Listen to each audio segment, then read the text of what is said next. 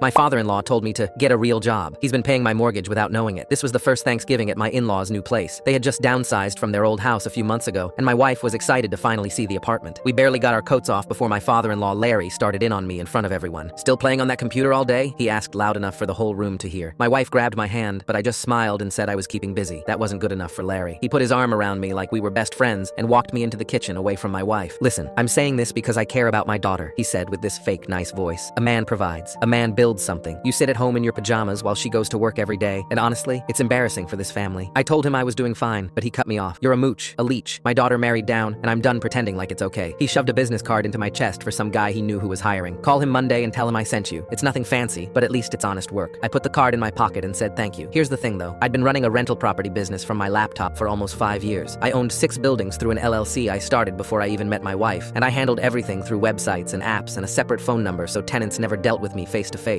My wife knew about the business and knew we had plenty of money, but I kept my business completely separate from my personal life. So when Larry's application came through back in August, I approved it the same way I approved anyone else. Good credit, solid references, no red flags. I didn't mention it to my wife, and I sure as hell wasn't going to mention it to Larry. As far as I was concerned, he was just another tenant, and if he wanted to know what I did for a living, he could ask like a normal person instead of assuming the worst. For the rest of the night, Larry kept making comments about how I needed direction and how my wife deserved better. He told me I should be ashamed to let a woman carry me. Every single time, I just smiled and nodded and let him talk. When January came around, I raised rent on all my properties by 8%. It was the first increase in 2 years, and it was way less than what other landlords nearby were charging. I sent out the notices through the app like I always did, and then I waited. A few hours later, my business phone rang. I looked at the screen and saw exactly the name I expected to see. I let it ring 3 times before I picked it up. "This is the property management line," I said in my normal voice. There was a long pause on the other end. "Who is this?" Larry asked slowly. I could tell he recognized my voice but couldn't make sense of hearing it on this number. "This is the owner. How can I help you?" "What the hell is going on?" His voice had gone from confused to suspicious. "Is this some kind of joke? Why do you sound like my son-in-law?" "Because I am your son-in-law, Larry. I've owned your building for 3 years. You've been my tenant since you moved in back in September." The silence on the other end of that phone was the most satisfying thing I have ever heard in my life. When he finally spoke again, his voice was completely different. Quiet, small. "Why didn't you ever say anything? You never asked what I actually did for work. You were too busy calling me a leech in my own building. Look, I was just trying to help. I didn't mean anything by it. You know how I get." "Yeah, I do know how you get, Larry. That's the whole problem." He started mumbling something about family and how it was all just a big misunderstanding, but I cut him off. "The rent increase is happening. You'll see it on your next bill. Have a good one." I hung up before he could say anything else. Larry has been incredibly nice to me at every family gathering since then.